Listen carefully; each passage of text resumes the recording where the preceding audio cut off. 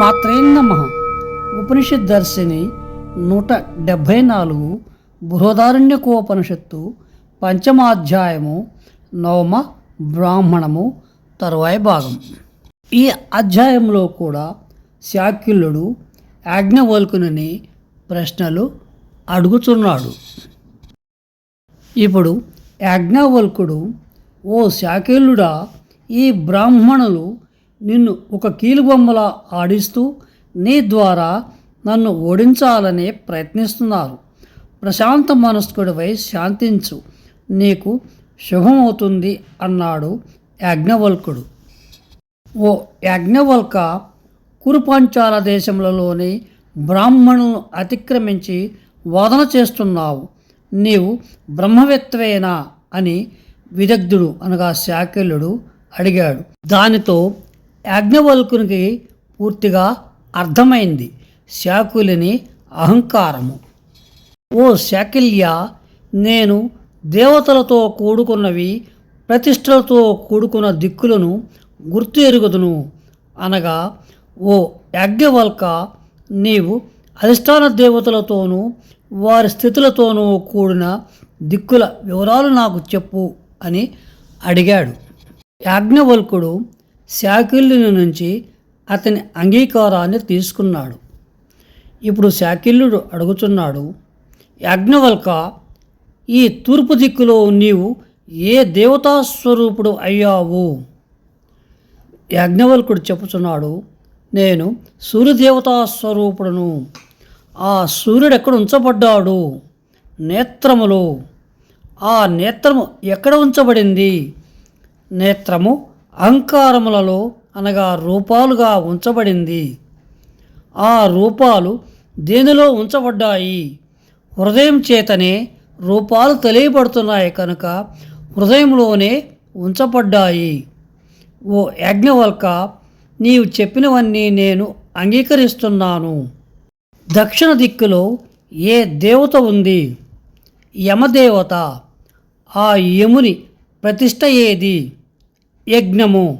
యజ్ఞము దేనిలో ప్రతిష్ఠితమై ఉంది? దక్షిణ ఎసుగుట యందు. దక్షిణ దేనిలో ప్రతిష్ఠితమై ఉంది? శ్రద్ధ యందు. ఎందుకంటే శ్రద్ధ ఉన్నప్పుడే మానవులు దక్షిణ ఇవ్వగలుగుతారు. శ్రద్ధలో దక్షిణ ప్రతిష్ఠింపబడి ఉంది. శ్రద్ధ దేనిలో ప్రతిష్ఠితమై ఉంది? హృదయంలో. హృదయము అనగా బుద్ధి చేతనే శ్రద్ధను తెలుసుకోగలుగుతాడు. అందువల్ల హృదయమే శ్రద్ధ యొక్క ప్రతిష్టాస్థానమై ఉంది. ఓ యజ్ఞవల్క, నీవు పశ్చిమ దిక్కులో ఏ దేవతాస్వరూపుడు అయ్యావు? వరుణ దేవతాస్వరూపుడును. ఆ వరుణుడు ఎక్కడ ఉంచబడ్డాడు? ఉదకములలో ఉంచబడ్డాడు. ఉదకములు రేతస్సులో ఉంచబడ్డాయి. ఆ రేతస్సు దేనిలో ఉంచబడింది? పుత్రుడు హృదయం నుండే పుడతాడని చెబుతారు. అందుకని రేతస్సు హృదయంలోనే ఉంచబడింది.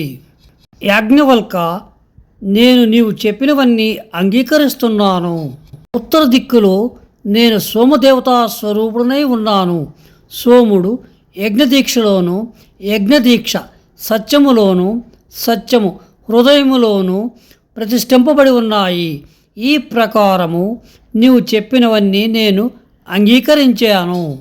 కిం దేవతాస్యాం ధ్రువాయాం దిశసితగ్ని దేవత ఇది సోగ్ని కస్మిన్ ప్రతిష్టత ఇది వాచేతి కస్మిన్ వాక్ ప్రతిష్టతేతి హృదయ ఇది కస్మిన్ను హృదయం ప్రతిష్ఠితమితి. ఈ ధ్రువ నక్షత్రాది దిక్కులలో ఏ దేవత ఉంది? అగ్నిదేవత. ఆ అగ్నిదేవత దేనిలో ప్రతిష్ఠితమై ఉంది? వాక్కులో. వాక్కు దేనిలో ప్రతిష్ఠితమై ఉంది? హృదయంలో. హృదయం దేనిలో ప్రతిష్ఠితమై ఉంది అని శాకిల్యుడు అడిగిన ప్రశ్నకు యాజ్ఞవల్కుడిలో ఆగ్రహం పెల్లుబెకింది. అహల్లికేతి హోవాచ యజ్ఞవల్కు యత్రైదధన్య త్రాస్మన్నా న్యాసై యధ్యేత ధన్య త్రాస్మచ్చాచానో వైనదుద్యర్యాగంసి వైనద్విమద్వి రన్నితి. ఓ అహల్లిక, అతిమూఢుడా, ఈ హృదయం మనల్ని విడిచి వేరొక దానిలో ప్రతిష్ఠితమై ఉందని నీవు కనుక తెలుసుకుని ఉంటే, అనగా ఈ శరీరము కాక రెండవ స్థానములలో హృదయం ప్రతిష్ఠించబడితే దానిని కుక్కలు తినివేసి ఉంటాయి, లేదా పక్షులు కూడా తినివేస్తాయి. హృదయం అనేది నీలో కాకుండా బయట వేరే ప్రతిష్ఠితమై ఉండదు. హృదయం ఈ శరీరంలోనే ఉంచబడింది. అయినా శాకిలుడు ప్రశ్నించటం ఆపలేదు. నీ శరీరము, నీ హృదయము దేనిలో ప్రతిష్ఠించబడి ఉన్నాయి? శాకిల్య, ప్రాణవాయువులు. ప్రాణవాయువు అపానవాయువులోను, అపానవాయువు వ్యానవాయువులోను, వ్యానవాయువు ఉదానవాయువులోను, ఉదానవాయువు సమానవాయువులోను ఉంచబడ్డాయి. శరీరము, హృదయము ప్రాణాది వాయువుల చేత ఒకదానిలో మరొకటి ఓతప్రోతముగా ఉంచబడ్డాయి. ఓ శాకిల్య, నేతి నేతి అంటూ నిషేధించి నిరూపింపబడిన ఆత్మస్వరూపము ఈ శరీర ధర్మాలను అతిక్రమించి ఉంటుంది, గ్రహించడానికి సాధ్యము కానిది. అందువల్లే ఆత్మస్వరూపము శిథిలము కానిది, అహంకారము లేనిది అయ్యింది. శాకిల్య, ఈ ఆత్మ పృథ్వీ మొదలైన 8 స్థానములలోనూ, అగ్ని మొదలైన 8 లోకములలోనూ, అమృతము మొదలైన 8 దేవతలను, శరీరము మొదలైన 8 పురుషుల సస్వరూపములతో, ఆత్మస్వరూపముతో హృదయములో ఉపాధి ధర్మాన్ని అతిక్రమించి ఉంది. ఉపనిషత్తుల్లో తెలుసుకోదగిన అటువంటి ఆత్మ నిన్ను అడుగుతున్నాను. దాన్ని నీవు చెప్పకపోతే నీ శిరస్సు పగిలిపోతుంది సుమా అన్నాడు యాజ్ఞవల్కుడు. శాకిల్యుడు ఆత్మస్వరూపాన్ని తెలియని వాడవడం వల్ల అతని శిరస్సు పగిలిపోయింది.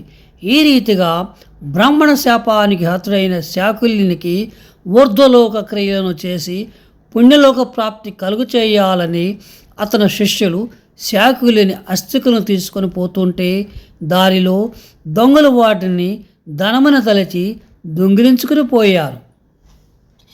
ఈ రకంగా అహంకారంతో బ్రహ్మవేత్తను ద్వేషించిన వాడికి ఇహపరలోకాలు రెండూ కూడా లేకుండా పోయాయి. సశేషం. శుభం భూయాత్.